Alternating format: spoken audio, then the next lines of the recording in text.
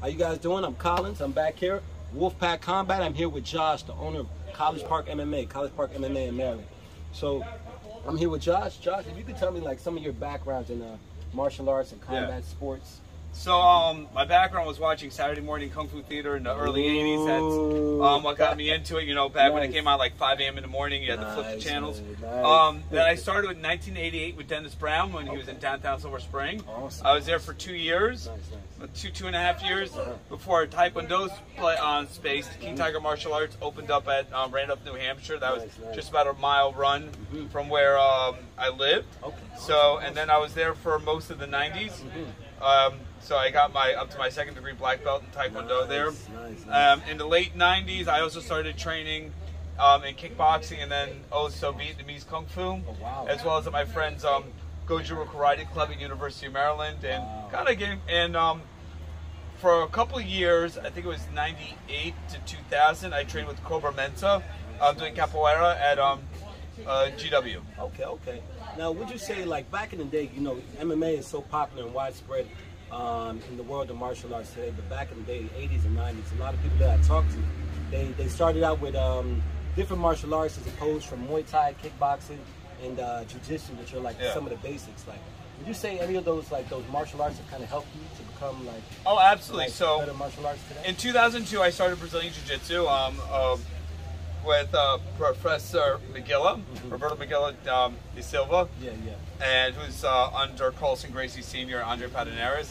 And I started that because I saw the UFCs early, you know, in like, was it 94 when the first one came out, or 96? You know, found the bootleg like everyone else did then because it wasn't on pay-per-view. There really wasn't the same pay-per-view structure. And I knew what it was, and I was like, oh, I got to do this. I actually didn't know it was in Maryland. And it was like, it's crazy. Hickson Gracie was in Maryland in the early 90s, one of the very best of all time. I did not right? know that Then, yeah, so then I went to school in Vermont for 2 years. There was a guy there who did a little bit of jiu-jitsu and wrestling, showed me a couple things, and I came back and I tried, you know, a couple schools and I got into it. And really, honestly, it let me know internally what I knew cognitively, that wrestling is the basis of all combat. Ooh, that's right. It is the biggest determining factor if we're talking about a fight, not necessarily say a boxing or Muay Thai match or a jiu-jitsu match. But if you're talking about a fight, it's the ability to dictate where that fight takes place, which is wrestling. That's right. It's a fundamental thing. And then what's the one thing that beat wrestling? Jiu-jitsu. Because when a wrestler takes you down, then all of a sudden you're in the jiu-jitsu guy's world. That's right. And then, you know, of course, the meta's changed and it's evolved over time as jiu-jitsu guys learn wrestling and wrestling guys learn submissions. That's right. But, you know, that's where it is. And, you know, you had early on the jiu-jitsu guy was just beating everyone, and wrestlers learned how to sprawl and strike, and then you had the Chuck Liddell era now. That's right. But even now, all of the current champs except like Leon Edwards, I think all but one or two of them have wrestling as their base. That's right. I think wrestling jiu-jitsu. Now, what would you kind of say that, you know, wrestling jiu-jitsu are two big main studies in the world of mixed martial arts? Like, what would you say the disparity, not disparity, but like the difference in the ways of teaching, like the attitude or the mental about wrestling versus jiu-jitsu? Well, most wrestling you're going to get in high school and college, and they don't have to worry about someone quitting. That's right. You're like you have to earn your spot. You know, you go from JV to varsity. If you're in college, you either get recruited. You still have to earn your spot.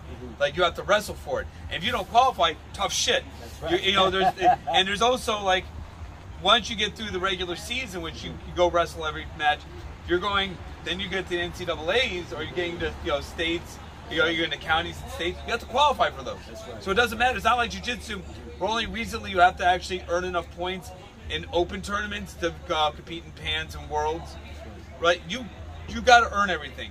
And there's also not a separation in general and skill. If you make varsity your first year, your first match might be against the state champ from last year. That's right. That's just what it is. Saying you either hack it or you don't. Whereas jiu-jitsu, I have to run this as a business. Now, 90% of my students are not interested in general and competing, and that's cool. They just want to do something different than work out. Right. My fighters, though, they got to earn it.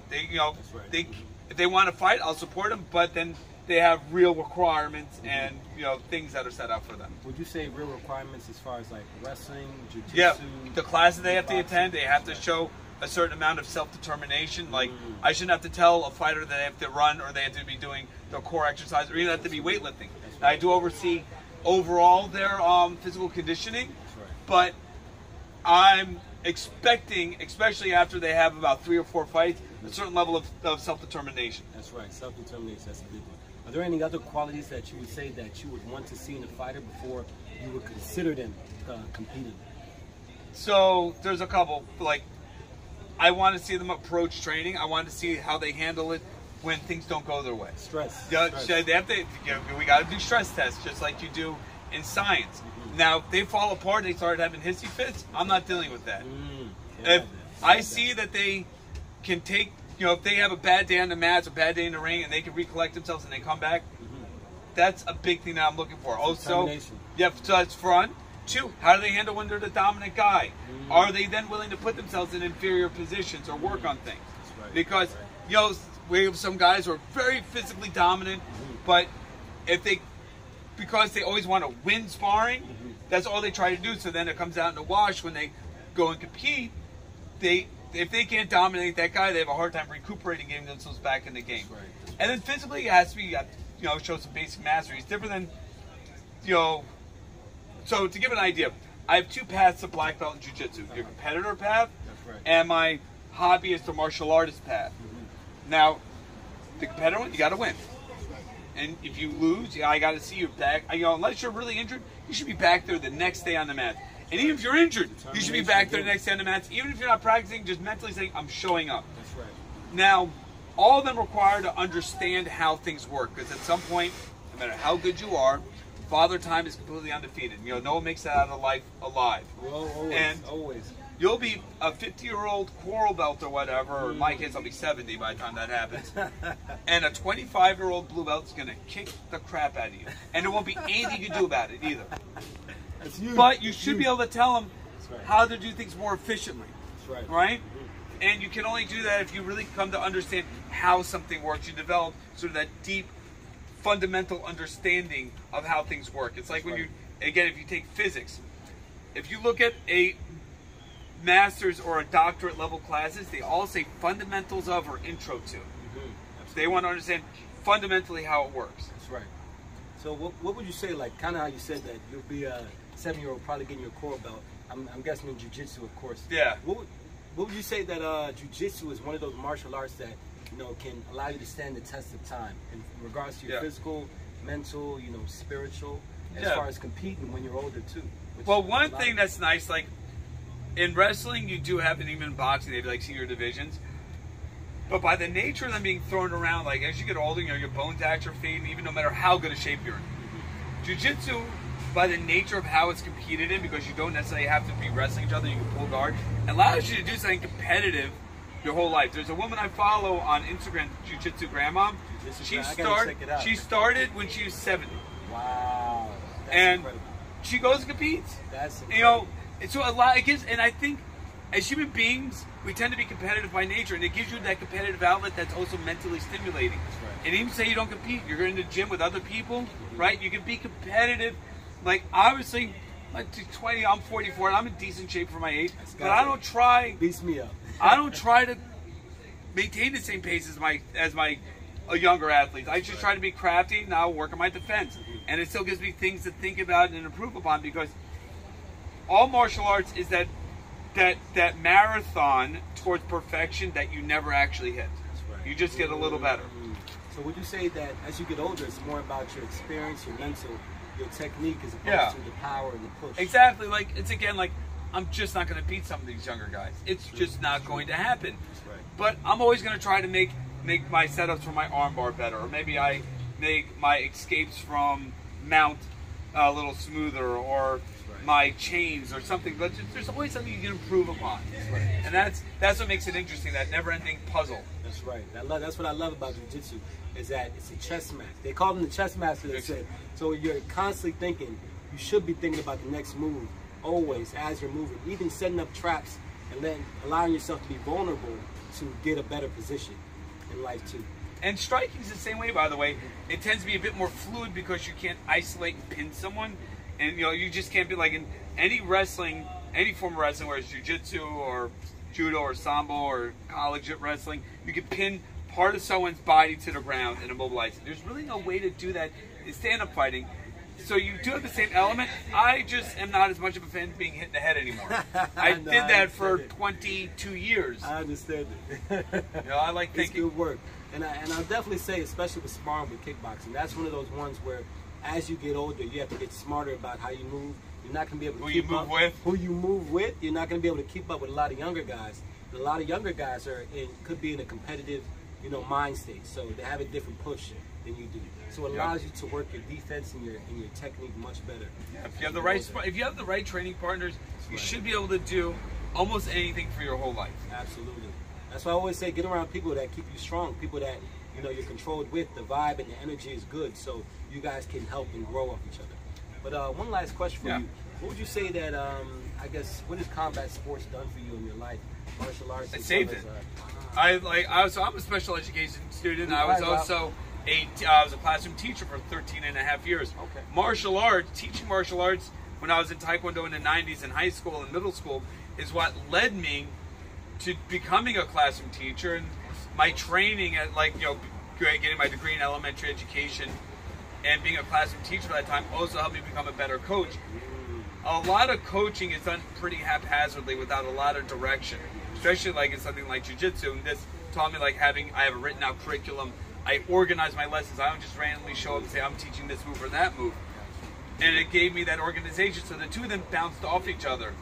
And then as I got frustrated with the education system and what it's become and what it's becoming, it gave me a way to support myself. And I always wanted to run a martial arts school. I knew that by the time I was about 16, 17 years old. Nice. And it kind of came back full circle. That's right. Perfect. Now, what would you say that what would combat sports do for the world of men and women today? Like, how would that help them in their life? I think there's a couple things. So, that's a big question. A lot of people always talk about how martial arts can improve lives. Yeah. Absolutely. Martial arts can also make a bully just a better bully. That's true. So a big part is the environment of the school, Absolutely. the mentality of the person. Absolutely. But overall, I think as human beings, we tend to have some sort of competitive drive. It's very rare that we don't. And it gives a healthy outlet for that. Absolutely. It makes you have, especially something like jiu-jitsu, I have to tap. It's because you have a position to either break or possibly even kill me. And I have to say, you got me. That's right. And there's something very grounding about that. Absolutely. That forcing you to come face to face with reality. Because a lot of us, to all degree, we all have some sort of delusion, even just our own existence of that death might not just be the next thing around the corner. This forces you to stay very grounded in the here and now and experience the here and now without, say, the distractions of technology or what's going on in your social life or your work life. It gives you these 5, 3, 10-minute increments where you are just you and another human being, and you have that crystal moment in time where nothing else really matters. That's right. Very good stress reliever. Allows you to stay present in the moment and be aware of what's about to happen next. And that's what I kind of see when I'm rolling as well too. Kind of feeling the opponent, where they're going to go, what they're going to do, and I'm just playing chess off of it. So you got to be very present as I've seen in doing jiu-jitsu. Yes, sir. But I appreciate it, brother. Absolutely. Thank you for coming by. Always talking to you, man. Always great. Wolfpack Combat. This is Josh from CPMMA. You got an Instagram? CPMMA.official is the business one. Josh, JP CPMMA. If you look up Joshua Peters, it'll all pop up there. I'll put it up in the video. Over here, right? Park MMA. Also, just an area of Demetrius Johnson, one of the best fighters of all time, is coming by. That's right. Hit it up. Right. It's $140 for the seminar, October 1st. Absolutely. It's 25 seats of 50 seats total that are open. It's going to be a little over 2 hours. Come on by. But anything else, no matter where you live, find a place, find quality martial arts, and go train. Absolutely. Wolfpack Combat out. Yo. Appreciate it, buddy. Absolutely. Very good. Thank you.